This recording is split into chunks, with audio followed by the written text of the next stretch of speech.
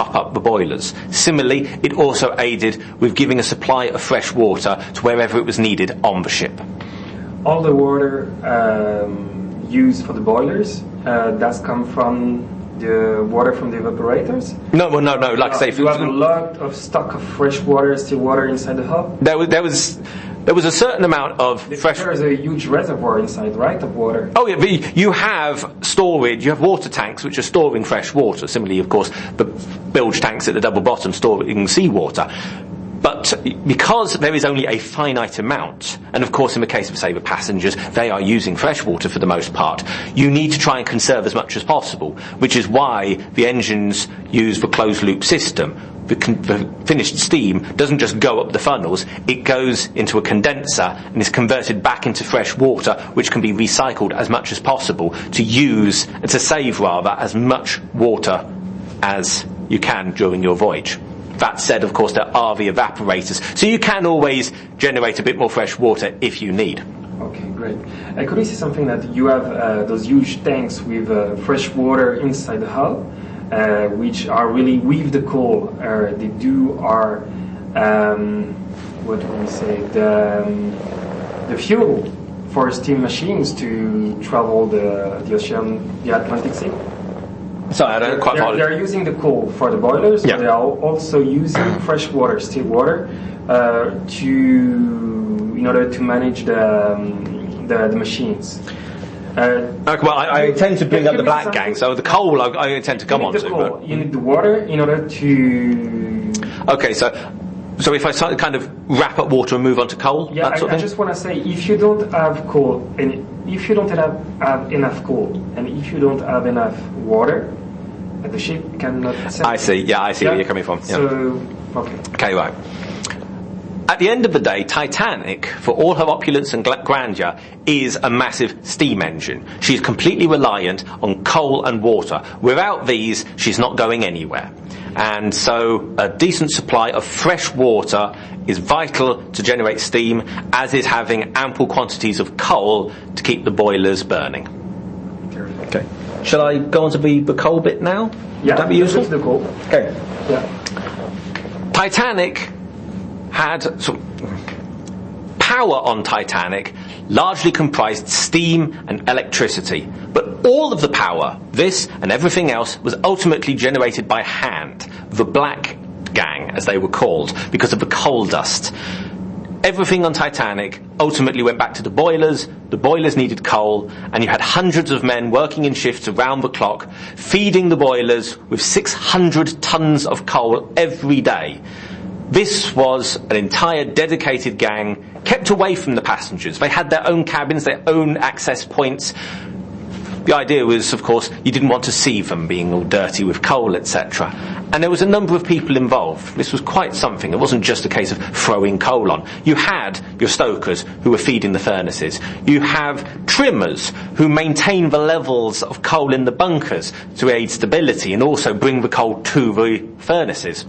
You've got greasers maintaining lubrication on the engines. Of course, then you've got your engineering officers, etc. So you've got this entire team of people making sure that the engines are running at optimum capacity, it's economic, but to make sure that there is enough steam to go on.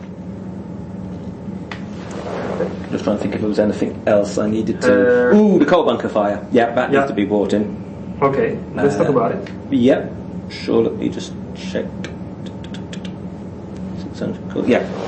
We're going to talk about the fire, the incendiary which happened during the construction of Titanic. Which incident? There was an incendiary. I read that there was an incendiary. Yeah, fire. There was a fire inside the Titanic. Kept burning. Yeah. Oh yeah, we're talking about the same thing. Sorry, Yeah. Okay. Yeah. No. An obvious danger with all coal-fired ships is fire. You want it in the boilers, you don't want it in the bunkers. Unfortunately, coal bunker fires were a common occurrence. There was no need for any concern about these, but nonetheless it needed to be managed. And it's believed that when Titanic was leaving Belfast, a coal bunker fire erupted. Some people have claimed more recently that this played a major role in the ensuing disaster. The short answer is it didn't. There was a tiny amount of damage to the bulkhead, not very much per se, and of course it was put out by the 13th of April, over a full day before the engagement with the iceberg. Nonetheless, there was of course the difficulty of emptying that bunker faster than the others to get rid of the burning coal. Ironically, that emptying meant that Titanic departs Southampton with a very, very slight list, a slight lean. And it's now thought that rather than the fire being of danger to the ship, the fire might actually have helped save lives, because the very slight lean, the list, as a consequence, counterbalanced some of the flooding during the sinking itself, helping keep Titanic upright for longer. Interesting. Just one question about this, about the damages on the hull caused by that fire. There's this piece of information up to the Captain Smith ordered during the sailing to put some oil on the hull to hide the fact in New York that it was damaged, to go back to Britain as fast as possible. Yeah. Is it true? Yes and no. It's been corrupted is the simple answer. After the fire was put out, a small amount of warping was identified on an internal bulkhead, and one of the firemen reported that a bit of oil had been put on it just to mask the effect. More recently, there's been claims that the fire was causing damage to the external hull, hence the issue of the collision. Photographs have been brought suggesting this. However, the photographs actually are just showing the reflection of the water in the lagoon on the hull. There's no evidence whatsoever that the hull was in any way actually compromised. The fire was an unfortunate issue, but it was a reasonably unimportant one in terms of the tragedy that would later ensue. Okay. So that's irrelevant. It is irrelevant, but people think that it's a major thing, such as the power of controversy. It's Salman Maloney who is saying that. Yeah, that's right. I know Sen, and I really don't know why he came out from that, because he's a nice guy and he knows his stuff. He knows it's rubbish. But sorry about this. Yeah, I don't want to pose about this, but this theory, just like others, seems there are two teams about Titanic enthusiastic and passionate. Those like you and I, even if I'm not an expert like you, who thinks that it was well built and everything happened for bad reason, which is just bad luck, and the other team, which wants something to be responsible for it. Do you feel like Maloney is that kind of is part of this team or not? Zenon is a It's good. off the record. Yeah. Zenon is nice to be able to discuss. Yeah, of course. Okay. Okay. Newman, Huitième. Okay, you can clap. Thanks. Thank you. After the propelling machinery, which is assembly inside the hull, what is the next step? There's two final stages as far as Titanic's construction is concerned. Now we have the hull afloat with all the machinery inside.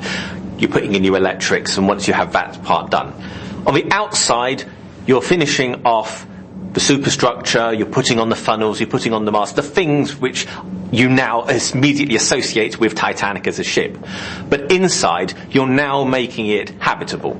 You're putting in all of the fixtures and fittings which are turning what is in essence just a metal box into the luxurious accommodation to rival anywhere on land. So you're putting in your cabins. Sorry. It's okay. So you're now putting in all your internal fixtures and fittings. So you're putting in your lighting, your decor, the doors, the panelling, your carpets, everything needed to make this the most luxurious ship in the world. Oh, you wanted to do a bit on the funnels. Did you want to do that now? Yeah, of course. We're going back to the funnels. Maybe, is it difficult to put the funnels on stage? What, I mean, put it... Yeah. Okay, you right. do it, you are using still the Titan crane? Yeah, it's... or because we see the pictures at the beginning, what is the... where are the funnels conceived? Or do they go to the harbour, to the wharf? I got you. Yeah, all good. Tell me all the story. Probably the most iconic part of Titanic as a design are her four great funnels. These were built on land, complete units, which were then balanced on top of little railway wagons and brought down to the fitting out wharf. The crane 250 ton maximum load. Of course, not a problem to lift up